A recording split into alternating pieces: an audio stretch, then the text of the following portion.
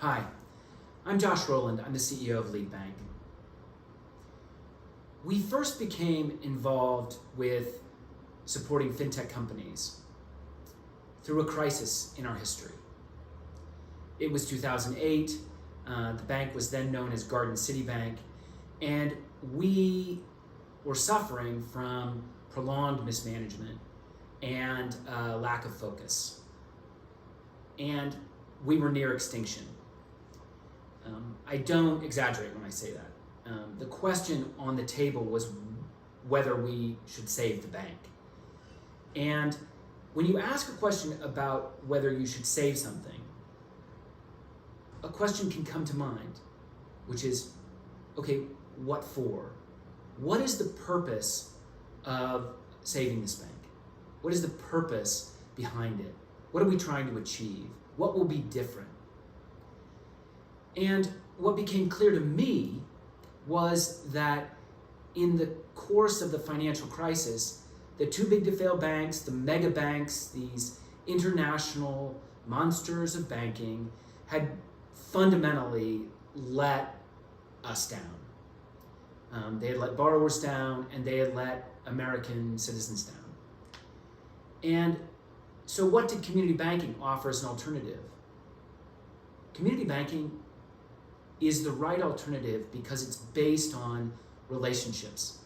It's based on an ethical and mission-driven commitment to the communities in which it acts. But that seemed, in some ways, itself too narrow to me, because what the digitization and the internet and mobile had done was transform our notion of where community exists. All sorts of new communities were being born on the internet. And it was a kind of complacency to think that the only genuine communities were ones that were geographic. And so, given our small size at the time, we set out to say, can we use technology to become more relevant in delivering our community ethos out to clients wherever their communities may be? Now, obviously, it meant defining communities differently, as we've said, but it also meant defining our purpose differently. And that was, we have to invest in technology and people and systems in order to make that a reality. So the first thing we did is we found opportunity for large national clients who needed payment processing. And we entered into those relationships and were able to take the money that we earned and plow it back into the very systems and infrastructure that would enable us to grow that and turn it into a real business. That is, the support for more sophisticated users of banking services, such as payments. And we did. And we were very successful in adding to our technology and adding to our people and adding to our competence in these areas. That led to meetings with other fintech founders who shared our values around the opportunity of the digital realm to increase inclusion, increase financial wellness, increase opportunity, because fundamentally, the banking system suffers from historic denial of access. And so if you want to grow your bank, you have to look outside of the areas in which we've heretofore limited the kind of market that we can serve, and use digital to kind of say, hey, we have tools that are available and should be valuable to all sorts of people. So the first relationship was with a phenomenally well run and just wonderful organization out of Austin, Texas that helps people establish credit.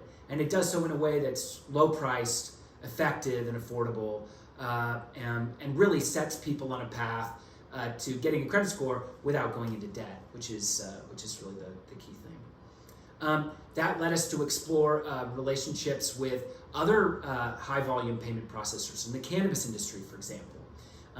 That in turn, after leveraging those gains and that gain in competence, as well as in our ability to reinvest in the company, we were able to add partnerships in consumer lending, Those two have just gotten off the ground here at the bank.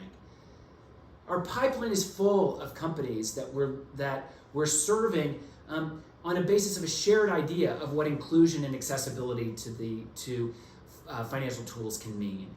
And that's absolutely important because it's part of the community building ethos of a community bank.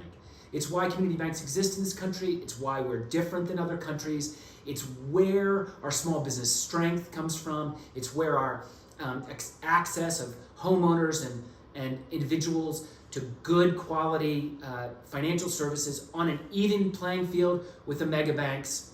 That's what community banks offer.